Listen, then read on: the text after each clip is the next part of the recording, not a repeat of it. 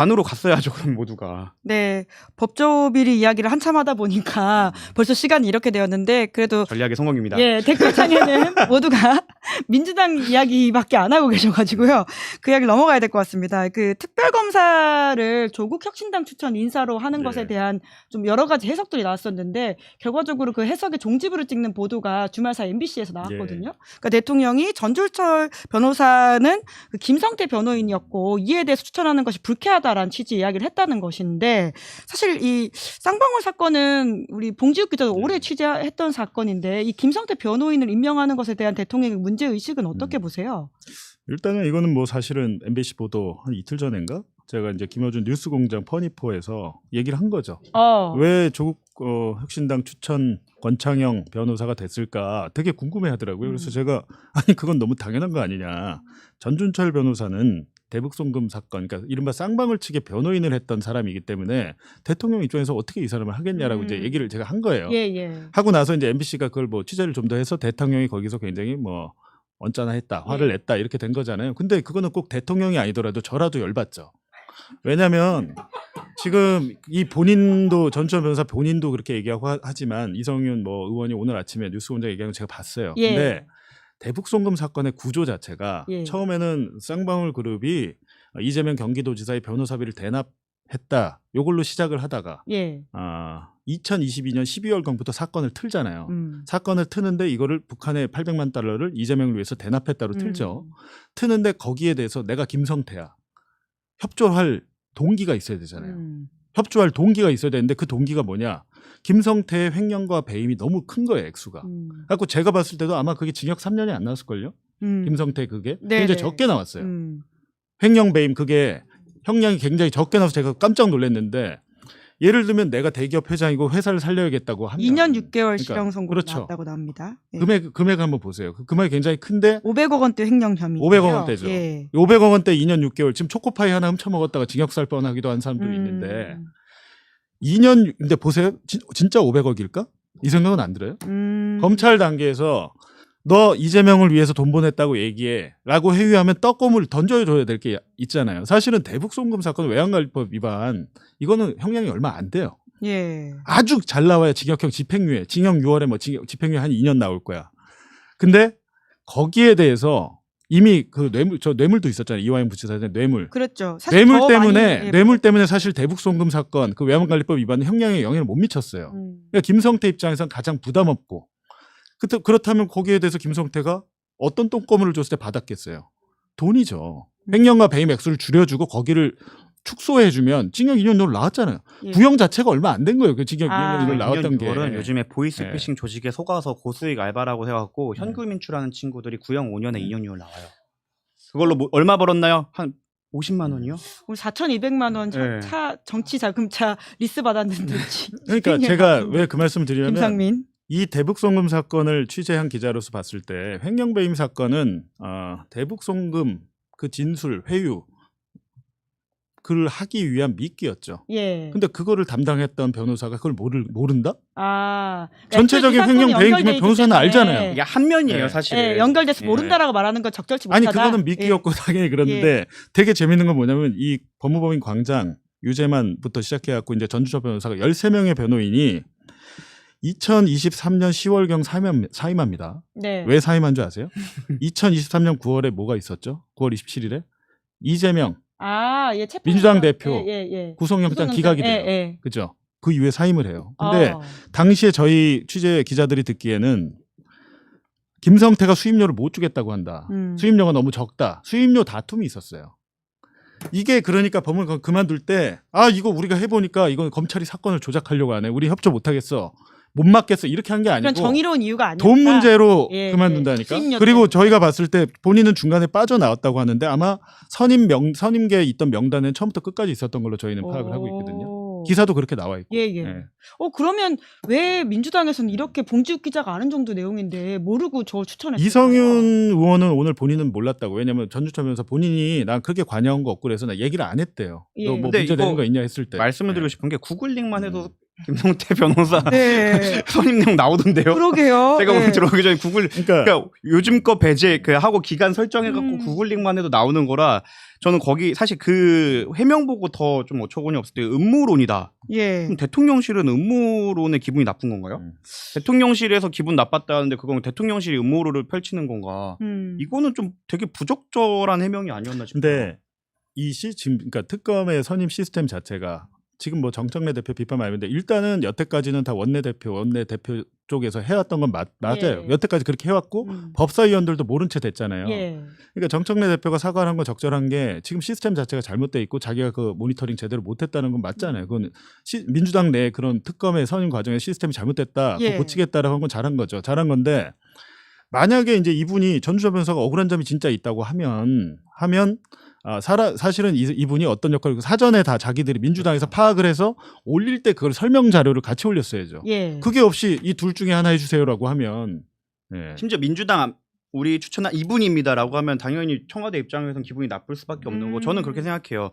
그 원내대표에서 한다고 하더라도 추천 받고 원래 레퍼책도 하고 저희 펌만 하더라도 그렇죠. 변호사 사람 할 뽑을 때 때 거기 같은 로스쿨 다녔던 사람들한테 전화해서 물어봐요. 근데 이거 아무 그냥 초임 변호사 뽑는 것도 아니고 특검 뽑는 건데 전화 한 번은 돌렸어야죠. 그러게요. 그리고 1차 특검 때도 본인이 지금 기사 보니까 1차 특검 때도 전준철 변호사 본인이 하고 싶어 했다. 그렇게 보도가 나오더라고요. 근데 그리고 당원 경력이 있어가지고 안 됐다. 당원 경력이 있어서 안 예. 됐는데 이번에 당원 경력을 1년 미만으로 1년 미만으로 했으니까 그렇게 바꿔가지고. 했다는 건데 만약에 본인은 억울할 수는 있겠는데 억울할 수는 있어도 외형이 그러면 안 하는 게 맞죠. 애초에 본인이 그리고 본인이 거절했었어야 아니면 된다. 이상민 의원한테도 이런 논란이 있을 수 있습니다. 얘기를 한다거나. 예. 근데 민주당 입장에서는 본인이 얘기를 안 해도 그거를 잡아낼 수 있어야죠. 왜냐하면 그러게요. 저희는 어떻게 알겠어요? 집권 여당이 네. 그 정도 정보 없으면 안 그러니까 되는 거 아닙니까? 구글에 있다니까요. 아, 그리고 보통 제 일반적인 추천 경로는 민주당 당헌에도 있다고 하더라고요. 당 규정 내에도 이렇게 추천받는 프로토콜이 있고 거기에 따라 받고 이제 법사위에도 물어보고 예. 거기 위원회도 있고 그리고 원내대표실에도 한번 보고 그 다음에 이제 어차피 그리고 나가는 건 당대표 명의로 도장 찍혀서 나가는 거잖아요. 그럼요. 예. 저도 이제 대표 변호사라서 저도 모르고 도장 찍으려면 안 돼요. 뭐든지 제 도장으로 찍혀 나가면 그게 법무법인 1루의 입장이 되는 거니까 거기에 대해서는 본인이 책임지고 저는 사과하는 것도 굉장히 적절했다고 보는데 이성윤 의원님께서 나오셔갖고 해명한 부분은 조금 되게 의아하고 되게 부적절했다고 생각을 해요. 네, 이제 그러다 보니까 댓글창에서도 그에 대한 좀 비판들이 굉장히 많아 보이기도 하고 이제 그것이 최근에 있었던 당정 갈등이나 혹은 당내에 있었던 어떤 하나의 갈등의 연속으로 보시는 분들이 참 많아 보인다라는 생각이 듭니다. 특히나 지금 또 명청 갈등이 또 생긴 게 아니냐라는 식의 이야기도 하고 있는데 왜 이렇게 자꾸 불협화음이 난다고 보세요? 최대한 눈을 안 마주치려고. 저는 그 생각인 것 같아요. 이제 청와대는 일을 하고 싶어 하는 것 같아요. 왜냐하면 성과를 내야 되는 거고 이게 계속 시간이 없다라고 말씀하실 정도로 지금 자신들이 세워놓은 구체적인 목표들이 있는 것 같은데 네네. 입법이 속도가 안 들어와 주니까 거기에 대해 불만이 있는 것 같고 모르겠습니다. 저는 당대표께서 사과하신 건 너무 잘했지만 계속 절차적인 부분에서 문제가 일어나요. 근데 뭐 결국에 투표하면 되지 않느냐라고 하는 건 저는 반대인 게 이게 민주주의는 원래는 수기하는 것도 그 절차 중 하나고 실제로 국민투표에서는 내 재신임과 걸어갖고 어떤 의제를 국민투표에 붙이는 거 헌법은 막고 있어요. 직 걸지 말라고 함부로. 그러니까 만약 대통령이 이런 거 그 국민투표로 붙이면서 나 재시민 해달라라고 하는 거는 헌법을 배우면 처음부터 배우는 이건 안 되는 국민투표라는 거를 헌법 1학년 때 배워요. 그래서 이런 것들을 근데 당이니까 당연히 헌법이 적용이 안 돼갖고 안 되지만 저는 그거를 무조건 내 재시민과 거의 사실상 연부시켜서 당원투표 전당원 투표할게 하고 하는 건 굉장히 반헌법적이고 민주주의에 부합하지 않는다고 생각을 해요. 결국에는 뭐 특히나 합당 같은 이슈 같은 경우에는 이게 진짜 모두의 오케이를 받고 가도 싸움이 나는 건데 이거를 왜 지금 해야 되는지도 모르겠고 그 객관적 물증도 있잖아요. 이제 여론조사에 나왔잖아요. 우리가 가져가야 되는 건 민주당이 가져가야 되는 건 결국에는 부동층과 중도보수의 민심들을 갖고 와갖고 국힘을 정말 이제 지역 자민련으로 끝내버리든가 아니면 정말 이제 우리나라의 정치 링에서 배제를 시켜야 되는 부분인데 거기를 위해서 필요한 거는 무당층과 중도보수의 표예요. 근데 그 사람들이 이걸 싫어하잖아요. 실제로 지금 우리가 싸우는 모습을 그 비판을 하면서 통합을 하기 위해라고 제안을 하시는데 지금 그래서 오히려 분열이 됐지 통합이 안 됐잖아요. 저는 이게 왜 왜 처음부터 왜 시도됐고 두 번째로는 왜 이런 절차로 시도되는지에 대해 모두 불만이다. 네. 지금 유튜브 여론을 누구보다도 봉지욱 기자도 열심히 살피실 텐데 왜냐면 본인 유튜브 채널도 하셔서 도통 어떻습니까? 아니 뭐 정치인들이 하는 정치에 대해서 뭐 기자들이 뭐 이래라 저래라 하는 건 부적절한데 그냥 뭐 보기에는 사실은 그 구교형 기자 경향신문의 구독자들과 네네. 제 실시간 이 댓글을 보면 여기 시사인 또 달라요. 유튜브 채널마다 좀 달라요. 다르다. 제 채널도 다르고 한데 예. 봉지욱의 오프 더 레코드는 어때요? 우린 이런 얘기 잘 안 하지. 우리 뭐 먹고 등산 가고 뭐 이런 것만 하니까. 근데 그런 이야기를 쟤들은 안 맨날 해도 처먹는다고 댓글창에는 그 이야기밖에 안 하시잖아요. 하는데 예. 기본적으로 이렇게 해서 누가 승자죠? 갈등을 하면 그러니까. 당청 갈등을 하면 둘 다 패자예요. 저도 패자를 해서 지금은 어찌됐든 오늘 정청래 대표 아침에 보니까 이제 사과 죄송하다는 얘기를 사실은 당 대표가 죄송하다는 그 단어 자체를 쓰기가 쉽지는 않았을 텐데 저는 그건 잘했다고 보고 어쨌든 그럼 대통령의 입장에서도 손해입니다 이렇게 가면 그래서 결국에는 대통령과 정청래 대표 둘이 만나서 풀어야 돼요.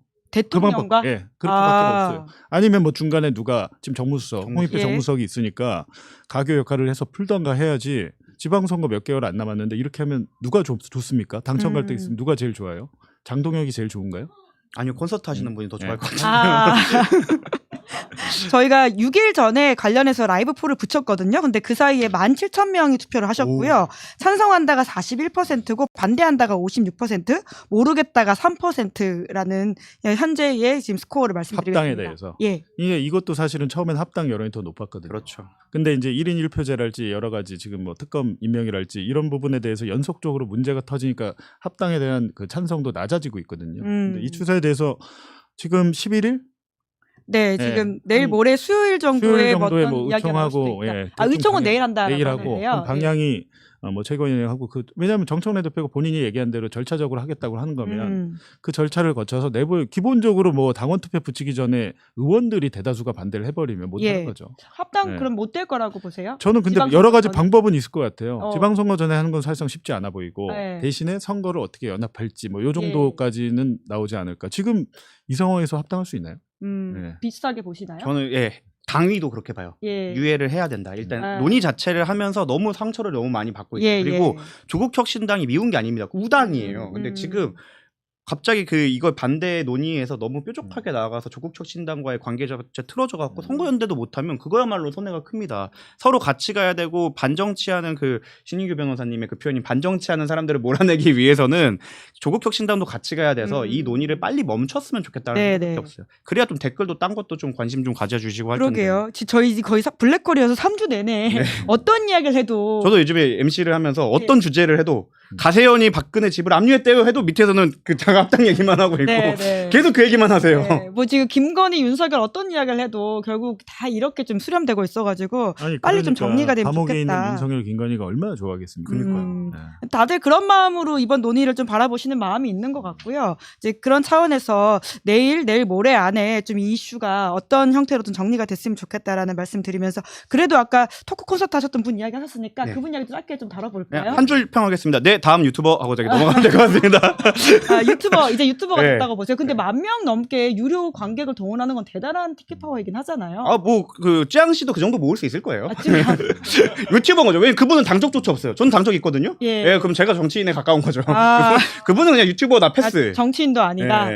봉지욱 기자보다 사실 유튜브 구독자도 적다고 말씀을 하고 계시거든요. 그러니까요. 그게 되게 신기해요. 어떻게 15,000, 몇 명 모았어요? 원래 17,000석이라면서요. 주최 측 추산으로는 15,000원 왔다고 어제. 15,000원 안 되는 거예요. 주최 측에서 그렇게 얘기하면 그리고 최소한 30억 허수가 있는 게 곽수산 씨도 갔고요. 박영식 기초재난가 하셨고 이런 거 생각을 하면. 근데 전 더 어처구니가 없는 게 대다수 매체가 그걸 생중계하고 있더라고요. 그러니까요. 근데 돈 내고 갔는데 왜 생중계를? 사실 그것도 팬들 입장에서는 빡치는 일을 저는 지지자라고 표현 안 합니다. 팬입니다. 팬들 입장에서는 원래 그거 찍으면 안 되잖아요. 원래 그 아이돌 콘서트 하죠. 저희 와이프가 가수라서 그런 거 보면 되게 엄격하게 해요. 엄격하게 잡거든요. 연예인과 함께. 저희 집 연예인이긴 한데 이렇게 잡으면 되게 엄격하게 이제 가드들이 와서 이렇게 자르거든요. 근데 여긴 그런 것도 없어요. 그러면 실제로 와준 그 관객분 팬들한테 사실은 되게 손해인 거죠. 티켓을 돈 주고 샀는데 심지어 가격이 박보검 씨랑 비슷하다니까요. 79,000원이. 박보검 씨가 거의 7만 원 후반대예요. 노래 20개 20곡 불러주거든요. 전 그래서 당연히 한동훈 씨가 철봉쇼 같은 거 해줄 줄 알았는데 네, 아까 네, 민주당 제 이야기할 때보다 생각에는 텐션이 다르시네요.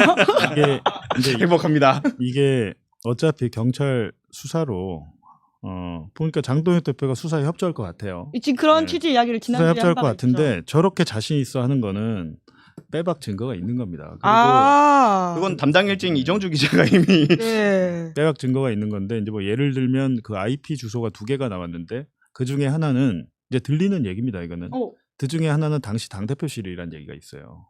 당 대표실에서도 당 대표실에 달았다고요? 그러니까 그 IP 주소가 확인이 되는데 그거를 내부에서 이제 함구하는데 제가 이제 뭐 여러 경로를 통해서 그쪽 하여튼 요 단계 게시판 사건을 잘 아는 그쪽 기자들이 있을 거 아니에요. 어머. 그 기자들이 그러더라고요. IP 주소 하나는 그쪽일 것 같아요. 그러니까 되게 자신이 있다는 거예요. 수사를 가면 한동훈이 나는 몰라요라고 못할 예. 거다. 아니 근데 빼박 증거들이 있다. 어제 한동훈 전 대표는 사실 단계 사건에 대해서 가족이 이제 그랬다는 사실을 먼저 알았다면 그러지 말라고 부탁했을 것이다 말을 하던데 네. 그런데 당 대표실에 가족이 와서 댓글 썼다고 하기엔 아니죠. 조금 너무 이게 문턱이 높지 않나요? 정말 심각한 문제가 되는 건 어느 포인트냐면 예. 생각을 상상을 해보면 이거를 한동훈이 쓴 것도 아니고 한동훈의 IP를 제3자가 썼는데 가족도 아니야. 예. 그리고 그게 국민의힘 뭐 당사야. 당 대표 아니면 국회 내부의 당 대표실이야라고 예, 예. 되면 그게 뭐가 됩니까? 아니 그거 상식적으로 지금 이걸 진짜로 가족이 썼는지 안 썼는지가 아니라 가족이 썼으면 다행이라니까요. 그나마 아니요 가족이 안 썼어요. 경우- 가족이 안 썼다는 전제를 해야 돼요. 기본적으로 가족 도 쓴 거다. 가족 도 안 썼다고 보이는 게 아, 저는 그래요? 이거는 왜냐면 그 동시에 갑자기 5명 장인 장모까지 모여갖고 한꺼번에 다 쓴다고요? 뭐 각자의 자리에. 예, 그거는 당연히 쉽지가 않은 거고 이 사건 자체를 저는 익명 게시판 사태라고 하면 안 되고 예. 여론 조작이랑 명의도용 사태라고 불러야 된다고 아. 이정주 기자님이 계속 그러는 거에 되게 예, 예. 동의를 해요. 그리고 예. 실제로 저는 제가 법적으로 봤을 때 여기서 더 문제되는 건 그 명의도용해서 업무 방해한 거. 두 번째로는 거기에 대해서 당대표실에 대해 당대표 연관성에 대해서 근데 셧다운하고 게시글이 삭제됐던 부분 그리고 거기에 대해서 조사를 하려고 했는데 당대표실에서 막았다라는 취재가 있다고 이정주 기자님이 예, 예. 얘기하셨거든요. 예. 만약 이것들이 사실이면 쟁점이 아예 달라요. 입계 게시판은 소재인 거지 문제는 업무방해 사건이라서 사법처리 대상이에요. 아 여론 조작이기 때문에 네, 업무 방해이고 업무방해죠. 곧 이것은 형사 처벌이 될 수도 있다. 그래서 이정주 기자가 1년 몇 년부터 나 예, 예. 고발해라 막 이러고 하는데 아직도 아. 못 들어오고 있잖아요. 그러니까 네. 일단은 공소기각 안 되겠죠? 장동혁 대표도 판사 출신이기 예 때문에 예. 이게 가장 심각하게 문제되는 것은 이 한동훈 가족의 아이디를 특정 댓글팀이 특정 장소에서 공동으로 예. 올렸을 가능성이 왜냐하면 그 장인 장모 연세가 많으신데 그렇죠.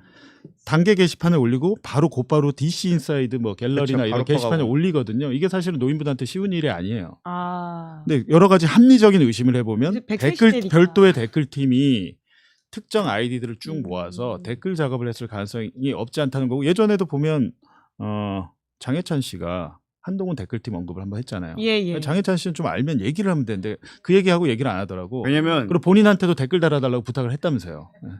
왜냐면 저는 이걸 그 수사로 넘기는 것 자체를 또 마지막 한 패로 갖고 있을 거라 생각해요. 장동혁 대표가. 왜냐면 고소고발이 예전하게 돼 있었어요. 예 예. 근데 거기에 대해서 당시 법률위원장이었던 사람이 의견서를 써서 보냈을 때 우리 피해자가 사실 국민의힘이잖아요. 예. 당시 당대표의 지시를 받았는지는 알 수는 없지만 당시 국민의 입장은 수사하지 마세요. 였던 걸로 알고 있어요. 그렇다고 생각하면 누군가는 수사를 하고 싶지 않아 했다. 근데 그리고 이제는 저기- 상황 변경이 있을 수 있으니까 있다. 저는 그거를 그 패를 그냥 들고 있을 거라고 생각을 해요. 아하. 지금 당장 깔 건 아니고 예.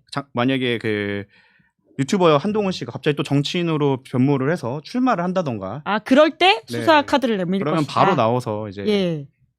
더 큰 타격을 주지 않을까. 근데 본인 당의 서버를 열어야 되는 문제인데. 근데 그걸 그때 그래서 수사 의뢰를 막 하냐 마네라고 예. 그 친한계에서 얘기했을 때 예. 그래서 장동혁 당 대표 측에서 너가 시켰던 거다 이런 식으로 반색했던 이유가 있을 거다. 네네. 더 하신 뭐 말씀 있으셨던 것 같은데. 어제 근데 하여튼 한동훈 씨 콘서트 보니까 이분은 뭐 이렇게 맨날 방송 출연할 때도 그러고 태블릿을 그렇게 들고 다니면서 서서도 태블릿을 보면서 얘기하더라고요. 예. 그러니까